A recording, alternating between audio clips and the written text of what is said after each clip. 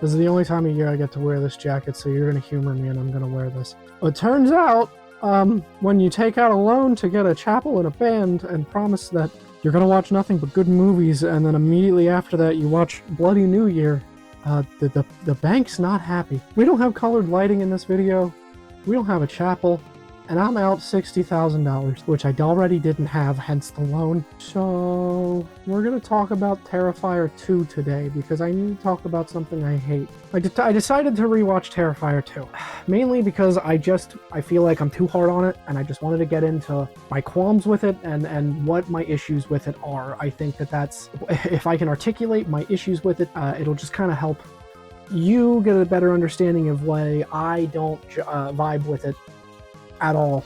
I think it's terrible and I hate it, and we're gonna get into that right.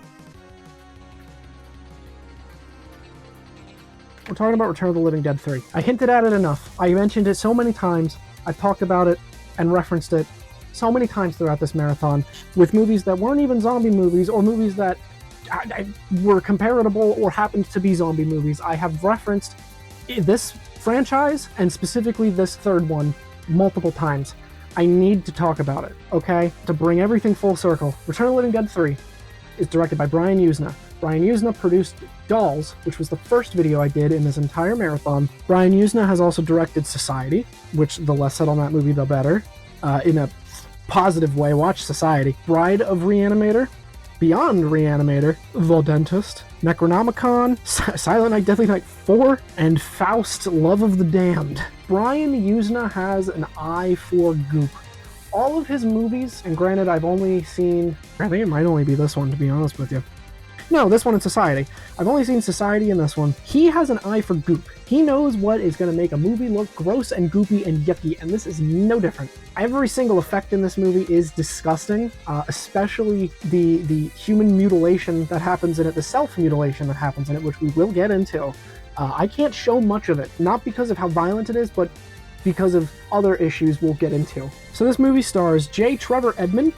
J. Trevor Edmond has been in this movie, Higher Learning, Pumpkinhead 2, Meatballs 4, To the Rescue. The main person I want to talk about for this movie is Melinda Clarke. Melinda Clarke plays Julie, who is our heroine of this movie, who is on the front cover of this movie. She's very important to this movie. Melinda Clarke was basically born to play this role.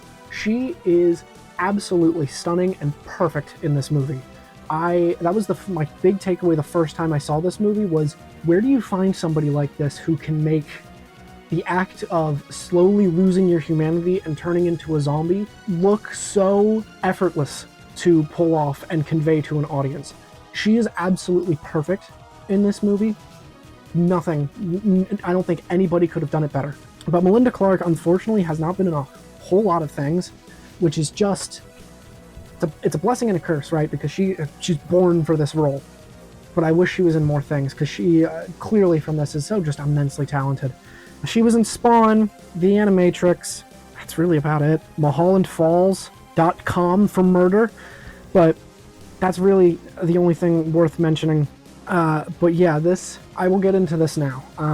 I have a feeling that this is going to be a word vomit ramble, and I'm going to hate editing this, but hey, Trent, you buckle up. It's also hot in this room, so I'm going to get progressively sweatier as this review goes on. Return of the Living Dead 3 is mainly a sequel to Return of the Living Dead in name only. Yes, the rules of the zombies don't die when you shoot them in the head still exist. Blunt force trauma, bullet to the head still isn't going to stop them. That's it though. There's nothing else about this movie that really harkens to the original two, I'll say. Except for the Troxin, the chemical that makes the dead rise. That's still here. That kind of needs to be here. But this is no longer like a punk rock comedy or just a straight buffoonery comedy like the second one. This is a tragic romance with zombies, and it's borderline perfect.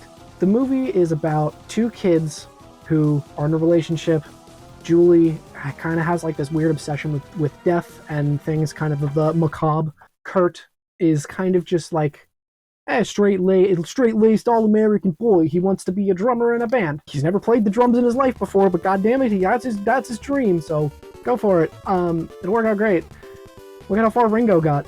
So those are our two characters, and the events that transpire are Kurt's dad works for the government in like a big experimental governmental lab. He steals his ID card, they sneak in, they see the government reanimating a corpse and trying to subdue it, and are disgusted by this, except for Julie. She's kind of into it. They then leave, and right when they leave, the experiment goes awry, and the zombie breaks loose and starts killing the people starts biting and killing the people inside of the test chamber in a horrendously graphic, gory nightmare scene. This is gonna be like the most boring commentary because I just love this movie, so I'm gonna have like nothing to talk about. I'm just going to I'm just rewatching this because of how much I love this movie. But later on, it is explained. I've seen people get angry about the fact that somehow teenagers snuck into this highly guarded military facility. It is set up. It is set up. If you pay attention, you stupid fucking mouth breather. There's mention when somebody comes to visit the facility that security is not the best that it could be here because they lost a lot of government funding. So there's not a whole lot of security running around. And they snuck in because Kurt stole his dad's ID card to go and impress Julie.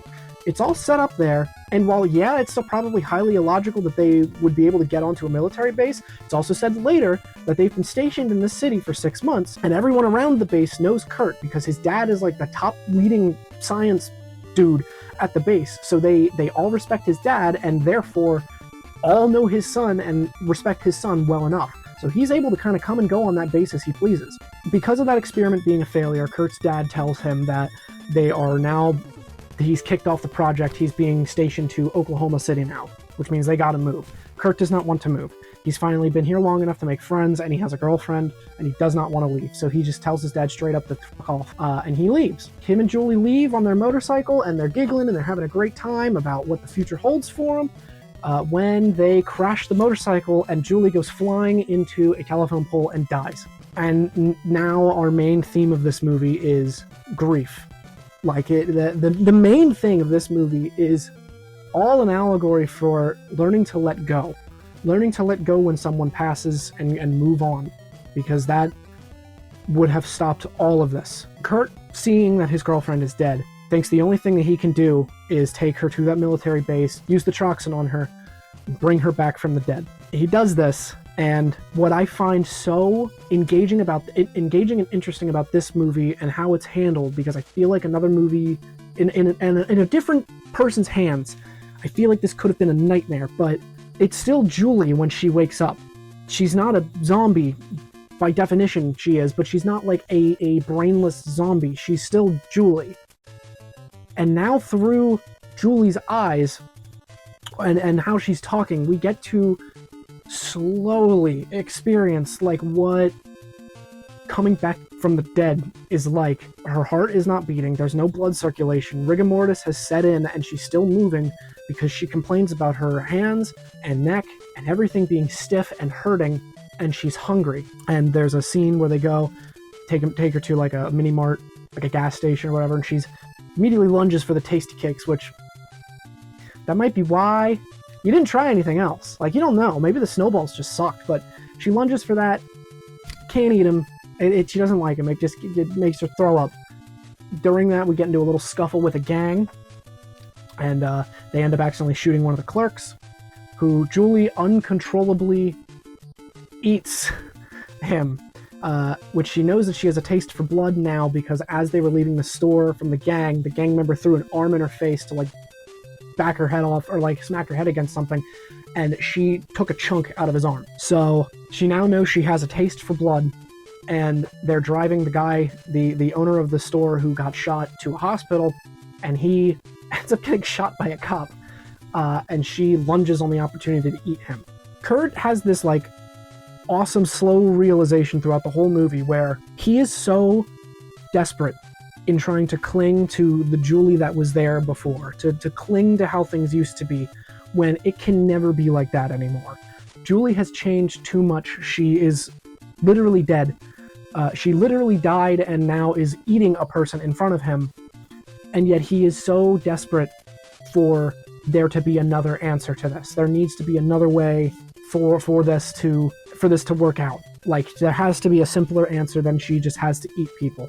The government now has sent a task force to find Kurt. Kurt's dad is leading that force. They're following him. So now our main thing is, our gang now is outrunning the cops. They find a sewer grate, or a manhole cover, go down into the sewer, and they're walking around. Julie attempts to kill herself by jumping off a bridge. It doesn't work.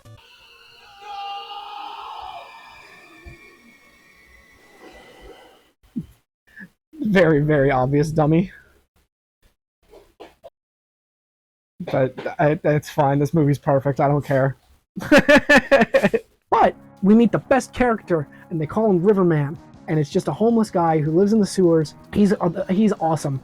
It's been a little bit since I watched this movie, and a part of me hasn't watched it in a long time because I was afraid I wouldn't like it as much. I remembered all of Riverman because Riverman was so...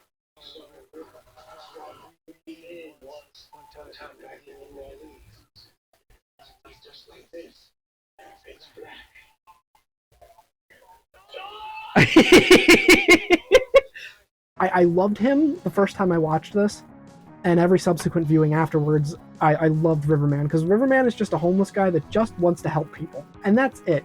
And there's a really cool scene where he helps them, and Kurt's like, I want to know your name so I can thank you, because I'm trying to go to Seattle. I'm probably never going to be able to come back and repay your kindness. And he hands him a Mardi Gras coin, and he specifically mentions, when you're in Seattle, help somebody else in need, give them this coin. Tell them to do the same, to keep this basically like just an object of kindness circulating throughout whoever, throughout humanity. Because in his eyes, he's just like, as long as that coin's circulating, then there are people worth saving and helping, kind of thing. Which, I love that. In this like hopeless, dour movie, there's just this beacon of joy, and it's a homeless guy that lives in the sewer. I love Riverman.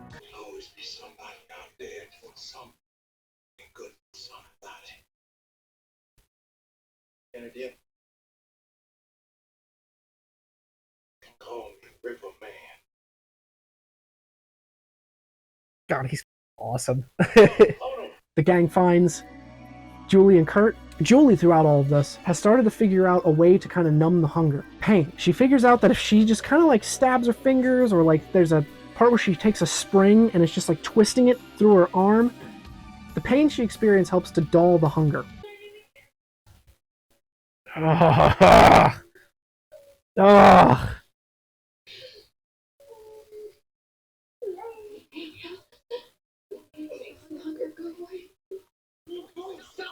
So she's like squeezing a piece of glass at one point and just like blood's running. Like the gang has now found them. They've beat up Riverman. They've broken in. Kurt's on the ground. They're telling him to call for Julie because they want revenge, because Julie took a chunk out of their friend and now their friend is turning. They think she has rabies. Julie, and this is where I cannot show almost anything without heavy censorship, Julie has now decked herself out in like the most masochistic outfit ever, and it is so fucking cool. She's got shards of metal in her head. She has a chain like in out through her neck. She has little metal rods in every single fingertip, with like little metal rods poking into her fingers, wrapped around her fingers like rings. She has like tied to her palm, tied to a rock that's just constantly hanging and pulling to cause more pain. She has nails zigzagging through her arm. She's got just cuts on her legs. Like it is just, I can't show a lot of it without censorship, but this doesn't have a whole lot of it on it. But like, I guess I can show a picture of the cover. So here's a picture of the cover. But it is the coolest any zombie has ever looked whatsoever. But the main reason I can't show this is because Brian Usna, she is not wearing anything to cover her chest. And in fact, she has rods through her nipples with chains coming off of them latched to other things to continue the pain cycle of every time she moves, those chains are pulling on a limb. And it's gross, but it makes sense. And god damn it, is she so fucking cool looking. Yeah! God, she's awesome. I don't even know how much of this I can show, because I think her boobs are out. Yes.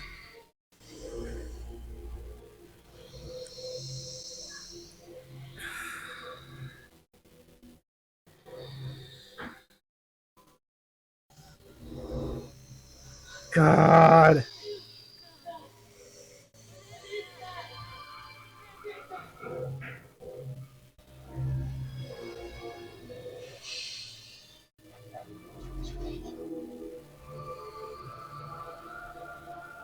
And she just goes on massacre. She, like, the main leader of the gang decides that he wants to try to assault her. After seeing this, he decides to lock himself in a room with her to attempt to sexually assault her, to which all we hear is him screaming, her emerge, and him follow eventually, well, her dragging his corpse, where she, like, ripped his fucking head off, but the spine is still connected down here somewhere. So when he turns into a zombie, his torso's up and his head is way up here connected to the spine, and it just looks awesome. This leads to a whole fucking problem where now everyone's turning into zombies. Everything's going to shit. Riverman almost tries to refuse to help Julie. Kurt forces him to. Now they're all locked back in, and they're boarding up the door trying to get out. And there's a ladder in the back that they can use to get out. Kurt tells Riverman to take Julie because Riverman has a bullet in his leg. Kurt will hold them off because he can run faster. Riverman takes Julie to the ladder. Kurt eventually follows after they have broken down the door. Julie is eating Riverman. Riverman is now dead and is going to be a zombie eventually. To which Kurt just gives up in a really awesome scene where Julie goes to attack him. He's forced to hit her, and that, like, snaps her back, where she's now asking for help, and Kurt has, like, this whole realization of the Julie I wanted to keep is no longer there. The Julie that I had before the accident is gone and dead, and now I'm left with this admittedly awesome looking woman. But and he just gives up. He throws down the weapon he was using. The other zombies start to swarm him, and he's just ready for the end when his dad shows up with a military weapon designed to freeze the zombies upon impact, which I guess could have been an idea stolen from Chud 2, because that was supposed to be a sequel. I don't know. Maybe because Chud 2's whole thing was freezing them. I don't know. I don't want to give Chud 2 any credit, but it might have been an idea that was stolen. But it's a little dart that you shoot anywhere, and it freezes the zombie and immobilizes them for a little bit. Kurt's dad comes in, shoots the zombies, shoots Julie, and now we are at the end where I love this movie so much. We are now at the end where Kurt and his dad have a talk about how when Kurt's mother died, the hardest thing that his dad could do was let go. So to distract himself, he took on more work, and unfortunately, he thinks that he is responsible for Kurt falling down this darker path. So he wants to take some time before he's stationed in Oklahoma City to just have some father-son time with Kurt and move on. Kurt asks what's going to happen to Julie. His dad says, I don't know. And it's left at that. Nothing else happens. So Kurt hears someone screaming and wanders down the hallway. He finds a naked Julie in a cage next to other naked zombies in cages, strung up. The other zombies are going crazy.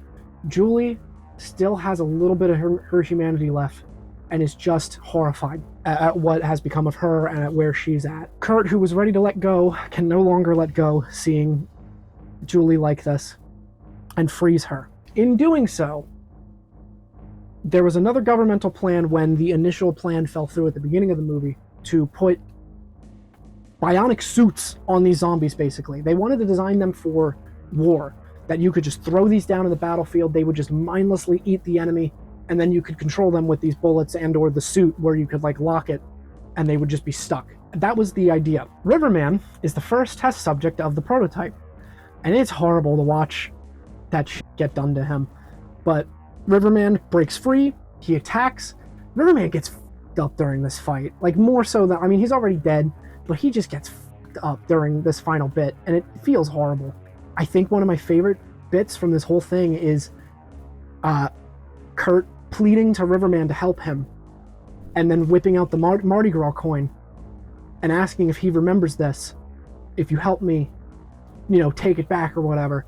And Riverman remembers and helps him escape.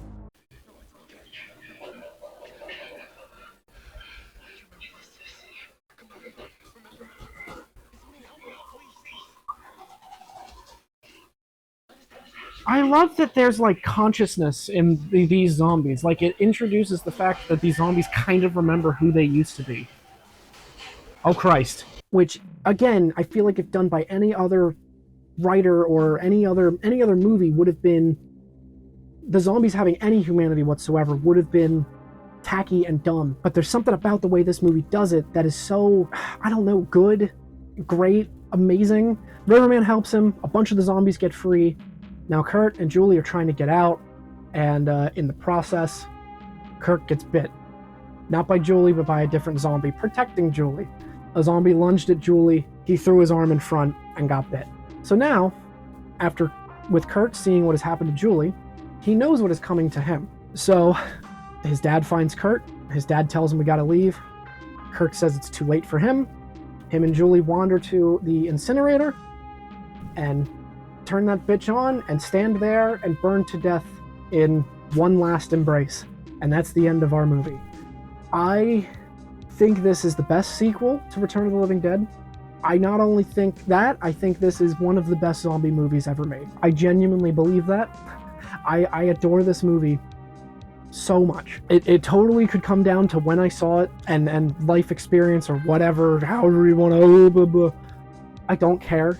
I adore this movie. And I will say, I could not watch it on Tubi.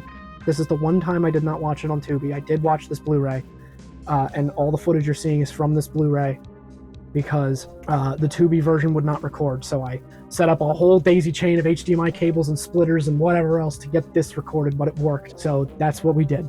I, quite frankly, could gush about this movie forever, but I think with the plot rundown and everything, and this will be the longest video of Tubiween, I want to give this movie a 5 out of 5. I feel like for what it is, I can't though.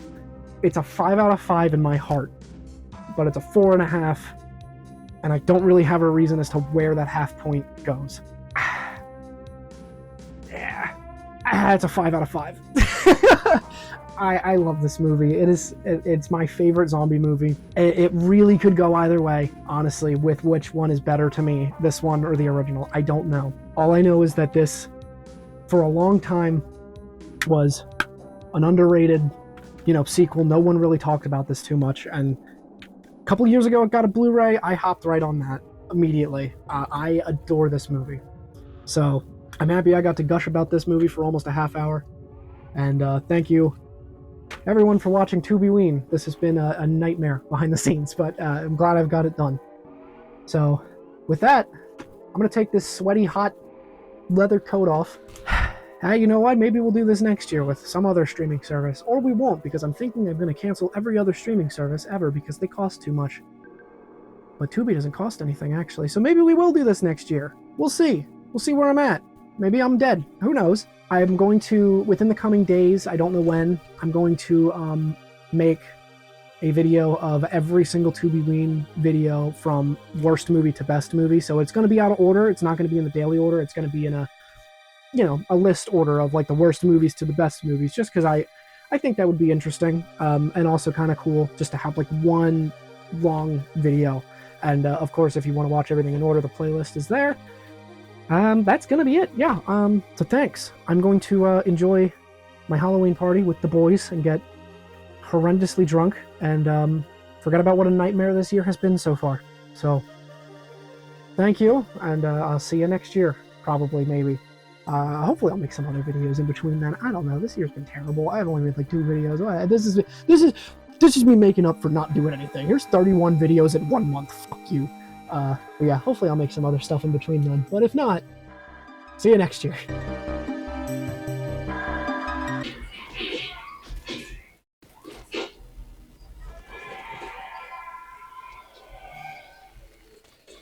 Yeah!